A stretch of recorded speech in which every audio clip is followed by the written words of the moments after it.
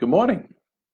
I don't know what happened just a second ago, but I was trying to do a live video and I went off into the ether. So apparently I was not worthy or something, who knows what. But now here I am live again and attempting a second attempt at this. Hopefully it won't get deep into the video and then flatline me, but we'll see. I have, as I said earlier, my delicious coconut milk in the Killian's beer cup because, beer apparently is off the table now that Mr. Lassiter is making an attempt to go dairyless and gluten-free. And beer apparently is nothing but delicious, marvelous, wonderful gluten and a little color. So anyway, I'm doing this instead. This is the coconut milk taste test, right? Better than Killian's.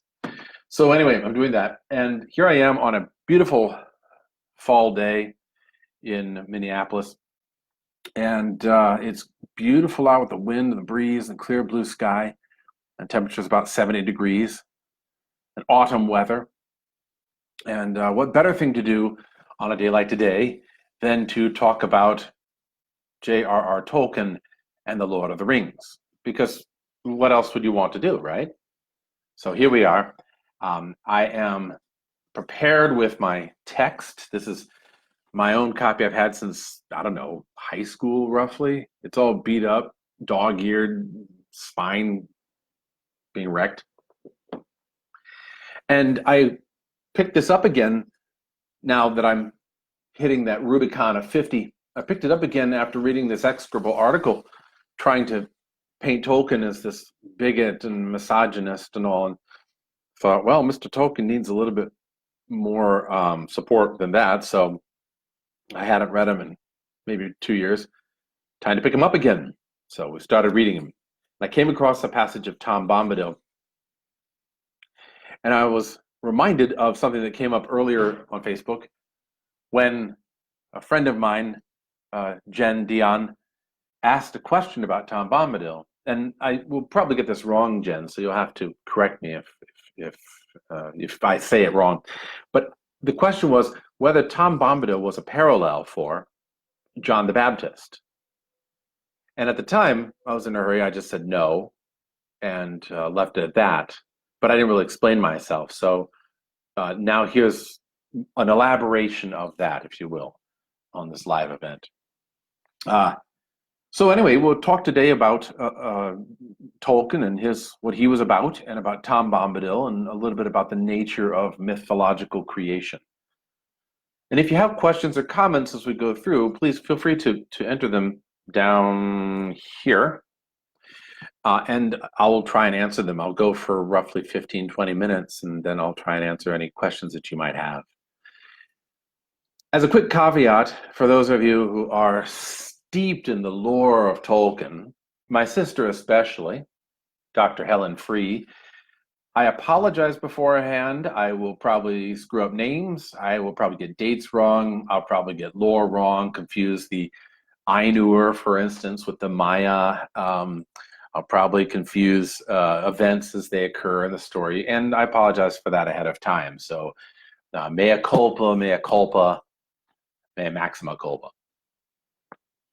But there are some things that I can pass your way in this little discussion.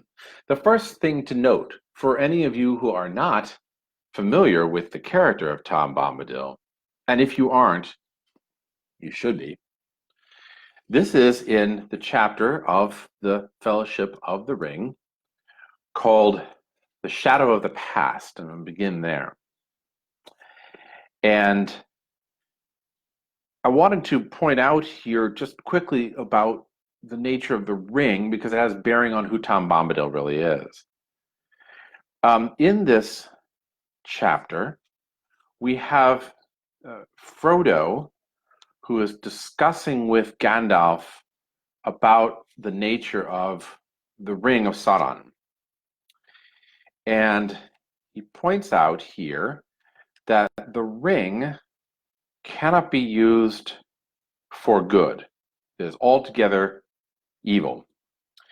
And basically he says, let's see here where this Here it is. This is page 81. And he says, the beginnings of the ring lie back in the black years, which only the lore masters now remember. And he talks about Sauron the Great, and about how the ring is inscribed with letters in the interior which say, one ring to rule them all, one ring to find them, one ring to bring them all, and in the darkness bind them in the land of Mordor where the shadows lie. The ring is the master ring, and all other rings were crafted in response to it. And it is designed in order to entrap or ensnare the souls of those who wear it. And the reason I bring this up is because everything in the book has some relationship to the ring. When you read the three texts of the Fellowship and then the Two Towers and the Return of the King, they're all of them somehow related to that image of the ring and how the ring affects everybody differently. And Gandalf points out in here that nobody can actually master the ring. He himself won't take it because, as he says, I would want to use it for good. And it cannot be used for good. It is wholly evil. So when Bilbo tries to give it to him, Gandalf says on page 95, with that power I should have power too great and terrible, and over me the ring would gain a power still greater and more deadly. For I do not wish to become like the Dark Lord himself. Yet the way of the ring to my heart is by pity for weakness, and the desire of strength to do good. Do not tempt me. I dare not take it, not even to keep it safe, unused. The wish to wield it would be too great for my strength. I shall have such need of it. Great perils lie before me. So Gandalf himself says, I can't take the ring because it's too powerful. It would overpower me. Even this extremely powerful character, Gandalf, doesn't want to even touch the ring because he's worried that it will overpower him. So the point being is every figure in the book is somehow connected to the ring, overpowered by the ring. The ring has the strength to be able to control every single character. Tom's response to the ring, Tom Bombadil's response to the ring, then, is an insight into what he is as a character. And so I wanted to bring up Tolkien's description of Tom and then Tom's handling of the ring to see something about what he is. This is further on in the text, and in the chapter called, this is the Old Forest, it is chapter 6. They have been trapped by Old Man Willow. The 4 hobbits have been trapped by Old Man Willow, and they're running about trying to get help.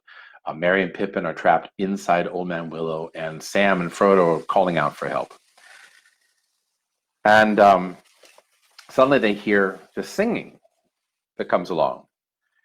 And the text says on page 168, there was another burst of song, and then suddenly hopping and dancing along the path, there appeared above the reeds an old battered hat with a tall crown and a long blue feather stuck in the band. With another hop and a bound, there came into view a man, or so it seemed. At any rate, he was too large and heavy for a hobbit, not quite tall enough for one of the big people, though he made noise enough for one, stumping along with great yellow boots on his thick legs, and charging through grass and rushes like a cow going down to drink. He had a blue coat and a long brown beard. His eyes were blue and bright, and his face was red as a ripe apple, but creased into 100 wrinkles of laughter. In his hands he carried on a large leaf, as on a tray, a small pile of water lilies. So here's this figure, Tom Bombadil, who physically is like a man, a little smaller than a man, huge beard, dressed in blue with giant yellow boots and a large feather coming out of his hat. And he's dressed in colors that are natural colors, like springtime colors, but they're outlandish colors. And he's not described as elegant. He's described as kind of going down like a cow to the water to drink. So he's not elvish, certainly. And he's not a man, really, because he's otherworldly than a man. We find out that he has power over the trees, but it's not power as in they obey him immediately. They're kind of reluctant to obey him. And he ends up having to hit the tree and sing to it and force it to open up reluctantly. And then further on, he protects the hobbits while they're at his home. So his physical demeanor is one of almost like a leprechaun or like a fairy of some kind, but not this winged, delicate, elvish type fairy thing. He's far more like a nature spirit or a natural spirit of some sort. Now, in doing a little bit of research, I found out that one of the inspirations for this apparently was a toy that the son of Tolkien had, Michael Tolkien had, and that Tolkien used the toy in order to create the character. But that gives us some insight. Artists are always creating things from what they see around them.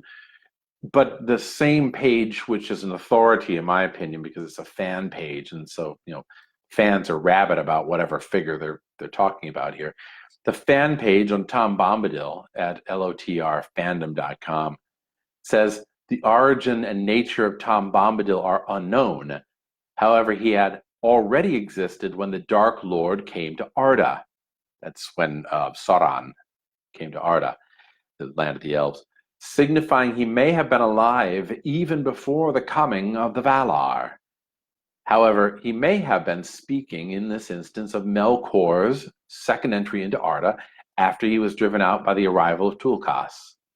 In any case, he is insinuated to have been the first living creature to inhabit Arda, having witnessed the emergence of the forests and the rain. Tom also claims to have lived in the West before the elves came and the tides were folded. So he's a very old character. He's a character that's been around a long, long, long time. And there are some theories about who he is. Some people speculating, for instance, that he might be one of the Maya. Some people saying that he might be a man. There's even speculation by some people that he might be a Iluvatar himself. Some people who do metatext talk about how he might be the reader, right? So it's unclear who he is. And this character is one which leaves a vast interpretation open. Tolkien himself had a few words to say about Tom Bombadil, and he said them in a letter, which I encourage everybody to read. I'll try and put the link somewhere. This is a letter that I came across just the other day to Naomi Mitchison, who was one of the, she was a novelist and a memoirist. She was one of the proofreaders of his early text in 1954. And she wrote with several questions to Tolkien, which really excited his thought about his own work. And so he wrote about all the different characters that he was composing, and he answered questions about them. But one of the things that he pointed out about Bombadil was that Bombadil is a unique character. He says here in the letter, Tom Bombadil is not an important person to the narrative. I suppose he has some importance as a comment. I mean, I do not really write like that. He is just an invention, and he represents something that I feel important, though I would not be prepared to analyze the feeling precisely. I would not, however, have left him in if he did not have some kind of function. I might put it this way. The story is cast in terms of a good side and a bad side, beauty against ruthless ugliness, tyranny against kingship, moderated freedom with consent against compulsion that has long lost any object save mere power, and so on. But both sides, in some degree, conservative or destructive, want a measure of control. But if you have, as it were, taken a vow of poverty, renounced control, and take your delight in things for themselves, without reference to yourself, watching, observing, and to some extent knowing, then the question of the rights and wrongs of power and control might become utterly meaningless to you, and the means of power quite valueless. It is a natural pacifist view, which always arises in the mind when there is a war. But the view of Rivendell seems to be that it is an excellent thing to have represented, but that there are in fact things with which it cannot cope, and upon which its existence nonetheless depends. Ultimately, only the victory of the West will allow Bombadil to continue or even to survive. Nothing would be left for him in the world of Sauron. That's kind of interesting, that comment. It seems to indicate that Bombadil is a bit like a Buddhist pacifist, as though he is outside of the realm of the struggle for control that good and evil have in this world. Was Tolkien saying he's the ideal of what we ought to strive for? It doesn't seem that way. Not to me, anyway. Because Bombadil is a character who would not be around if there weren't people who were trying to fight this battle. If, for instance, the men of Westerness were not trying to defeat the Dark Lord would take over and Tom Bombadil would cease to exist. So he, in a way, like the hobbits, is protected by people that he takes for granted, people that are fighting this battle that he himself would never want to fight. There's another passage in here in the book which I think is interesting to look at. This is in the House of Tom Bombadil, chapter 7, and here in the House of Tom Bombadil, they're talking with Goldberry, Tom Bombadil's wife, his woman, and it says here that they ask her, who is Tom Bombadil, right? And she says, he is the master of wood, water, and hill. And they say, well, then all this strange land belongs to him? No, indeed, she answered, and her smile faded. That would indeed be a burden, she added in a low voice, as if to herself. The trees and the grasses and all things growing or living in the land belong each to themselves. Tom Bombadil is the master. No one has ever caught old Tom walking in the forest, wading in the water, leaping on the hilltops under light and shadow. He has no fear. Tom Bombadil is master. And then in comes Tom Bombadil. And a similar discussion occurs further on when Frodo directly asks Tom Bombadil, who are you? Who are you? This is on page 182 in the same chapter. Who are you, master? Frodo asked. Eh, what? Said Tom, sitting up, and his eyes glinting in the gloom. Don't you know my name yet? That's the only answer. Tell me, who are you alone, yourself and nameless? But you are young and I am old. Eldest, that's what I am. Mark my words, my friends. Tom was here before the river and the trees. Tom remembers the first raindrop and the first acorn. He made paths before the big people and saw the little people arriving. He was here before the kings and the graves and the Barrow-wights. When the elves passed westward, Tom was here already, before the seas were bent. He knew the dark under the stars when it was fearless, before the Dark Lord came from outside. So Tom himself, when asked, who are you? He says, I've been around a long time, which doesn't really answer the question, but it does give an insight into the fact that he's been around for eons, for generations. Now, further on, when Frodo is mentioning that he's on this quest, and Tom guesses that he's going to the Dark Lord with the ring. And Frodo's been very secretive about this ring. And suddenly, Tom Bombadil just blurts out, right? Show me the precious ring. It's still in the same chapter, page 184. Show me the precious ring, he said suddenly, in the midst of the story. And Frodo, to his own astonishment, drew out the chain from his pocket, and unfastening the ring, handed it at once to Tom. It seemed to grow larger as it lay for a moment on his big brown-skinned hand. Then suddenly he put it to his eye and laughed. And for a second the hobbits had a vision, both comical and alarming, of his bright blue eyes gleaming through a circle of gold. Then Tom put the ring round the end of his little finger and held it up to the candlelight, And for a moment the hobbits noticed nothing strange about this. And then they gasped. There's no sign of Tom disappearing. See, that's odd because everybody who puts on the ring disappears, right? And Tom Bombadil puts on the ring and he doesn't disappear at all. He stays visible to everybody else. Tom laughed again, then he spun the ring in the air and it vanished with a flash.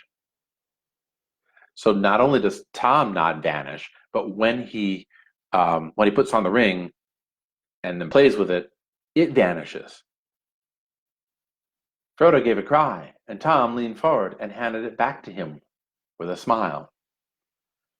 Frodo looked at it closely and rather suspiciously, like one who has lent a trinket to a juggler, and he tests the ring and finds out that it does still work. In fact, he tests and he tries to leave the room with the ring on while he's invisible.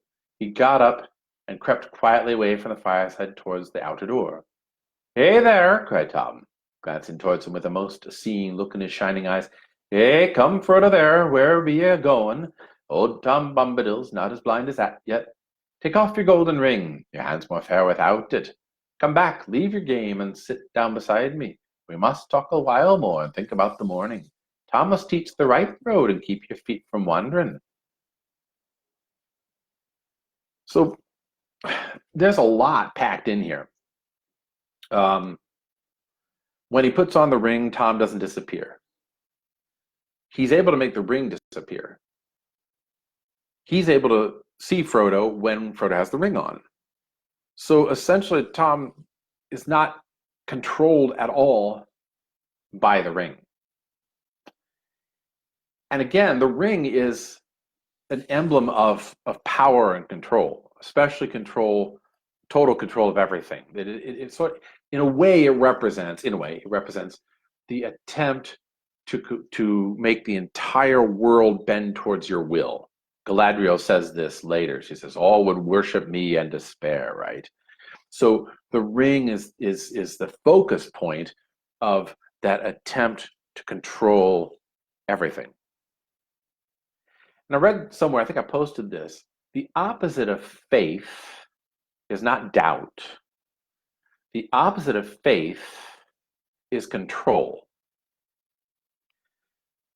When we have faith, that is when we believe in a higher power, or believe that there is a plan, or believe that life is worth living as it is, then we live a life that's happy and free, and we aren't pushed around by the need to control this and to control that.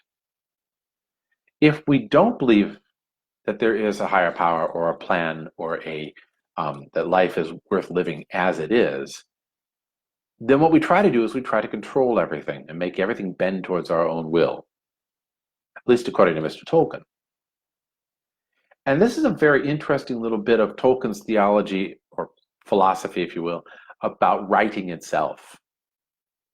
In the last live episode that I did, we talked a little bit about what's called mythopoeic speculation, which is the frequent attempt, the frequent project of human beings to take old stories and recast them in a new mode. Tolkien was certainly doing this, but he was often asked, what does this figure correspond to, or that figure correspond to? Does Tom Bombadil correspond to John the Baptist? And Tolkien is very explicit in this, and he says, I'm not writing allegory, I'm creating myth. And what's the difference between the two? Allegory is a direct embodiment of a philosophy or of an idea. The easiest example to come by is Pilgrim's Progress, for instance. It's a great work. But Pilgrim's Progress, the characters themselves are named after the thing that they embody, right? Pilgrim himself, the main character, is a pilgrim in the world. That's what he embodies, and he's named that. Allegory, the characters are direct relations to the thing they represent. Mythology is different from that. Mythology is a a story that embodies an overarching idea or an overarching philosophy, and then the characters within that embodiment have a sort of life of their own, responding to the philosophy or conveying the philosophy, I suppose you could say. Tolkien liked to use the term secondary world. And a secondary world is one where the author has a certain amount of control over the characters. That is, he's certainly the one who writes about them, but in some ways they take on a life of their own. They may not even have direct bearing on the story itself. They may just be there because the author likes to create them. What purpose do they serve? Well, what purpose, not to be too philosophically Buddhist here, but what purpose does a flower serve? What purpose does a stone serve? What purpose does a cloud that's way up there in the sky serve? The answer is, there is no purpose. It simply is. It exists. And in a Buddhist philosophy, existence itself is complete in itself. It doesn't have to have any purpose or end goal or telos or meaning.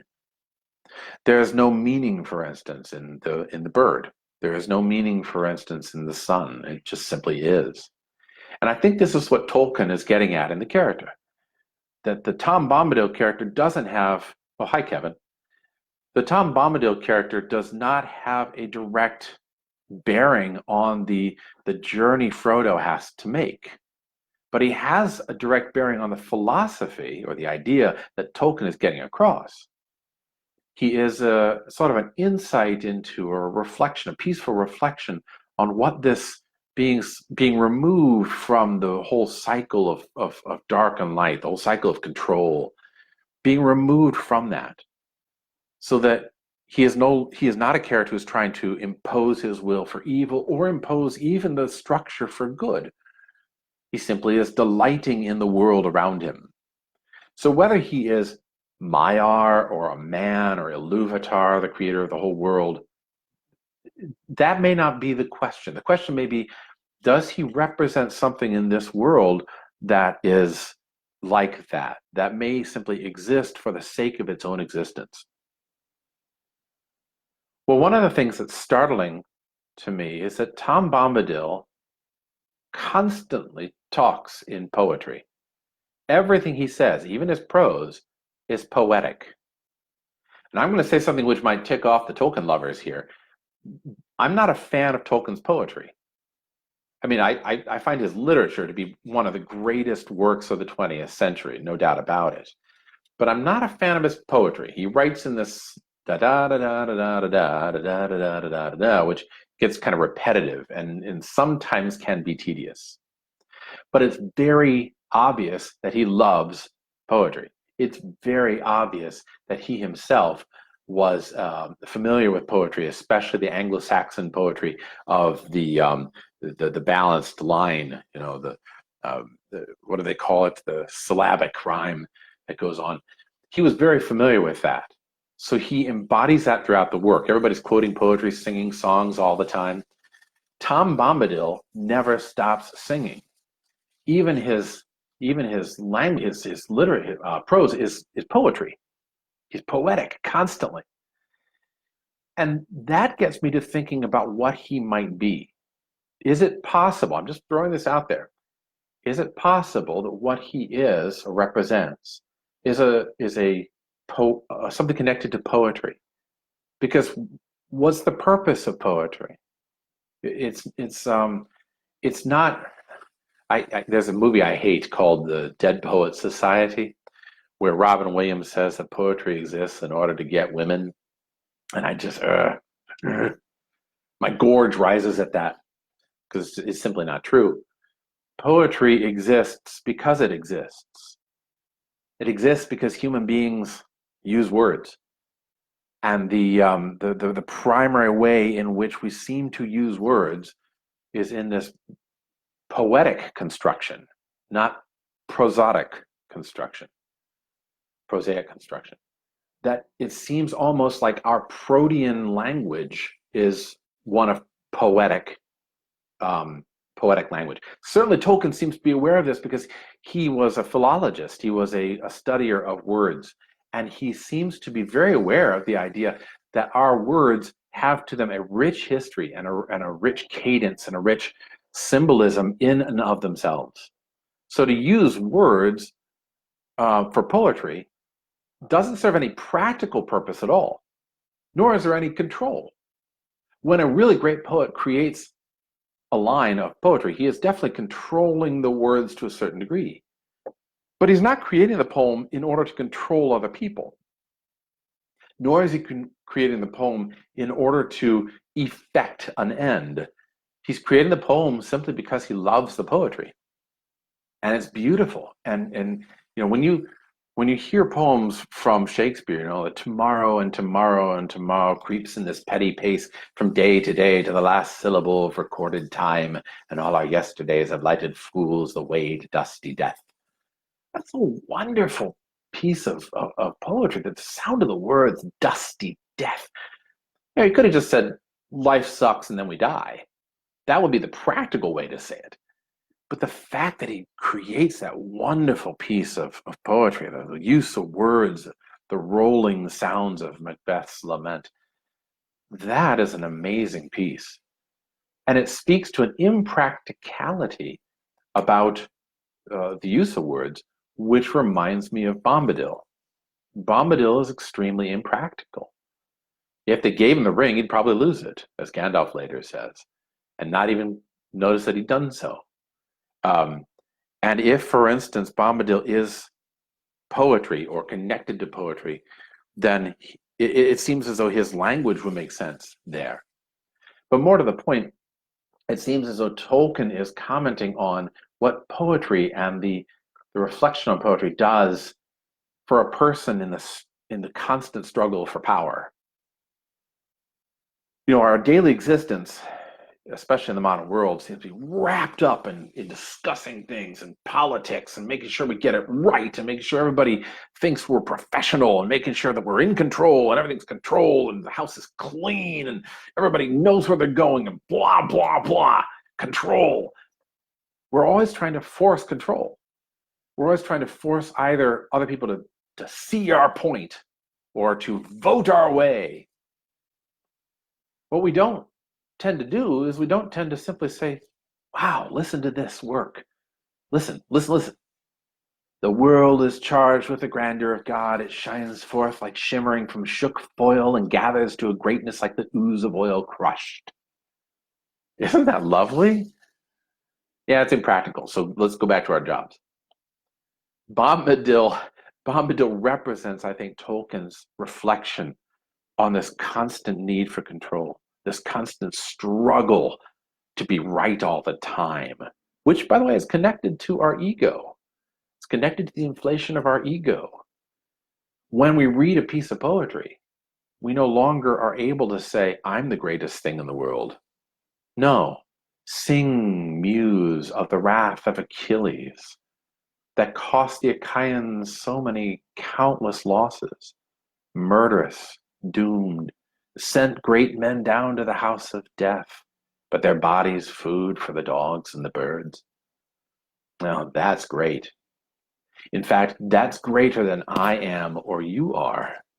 And my ego, in comparison to that poetry that's been around for a long time, gets greatly diminished. I think Tolkien was also very aware of the idea that poetry itself, the words, were connected to something mystical, something that was continuous, even beyond this world. When you read his Silmarillion, and you should, when you read his Silmarillion, what you find is that the creation of the entire world is due to a poem, is due to song. When Ea sings the song of creation, the world comes into existence. And as a matter of fact, the very fall of the bright angel, of Melkor, the bright angel, is due to the fact that he wanted a poem or song of his own making. He wanted to control the song. I think Tolkien is tapping into the idea here, or is entertaining the idea here, that our words, our poems, are only a fraction of a much greater poem, if you will, or song that's beyond this world. A pattern that we only see occasionally when we step back from that pattern of control, when we relinquish the need to be right all the time, and just delight in the fact that the world is a bright blue day. Simply reflect and delight, take joy in the fact that we're getting older. Simply take delight in our own children, or delight in our spouses, delight in good food and beer, or coconut milk. And stop trying to be God all the time. That's what I think Bombadil actually is. He's not John the Baptist. No, he's this representation of something in Tolkien's secondary world, which is part of the nature of mythology. That mythology frequently presents us with things that are inexplicable, not under our control, our understanding. Why? Because the world itself is not under our control. It's not entirely in our understanding.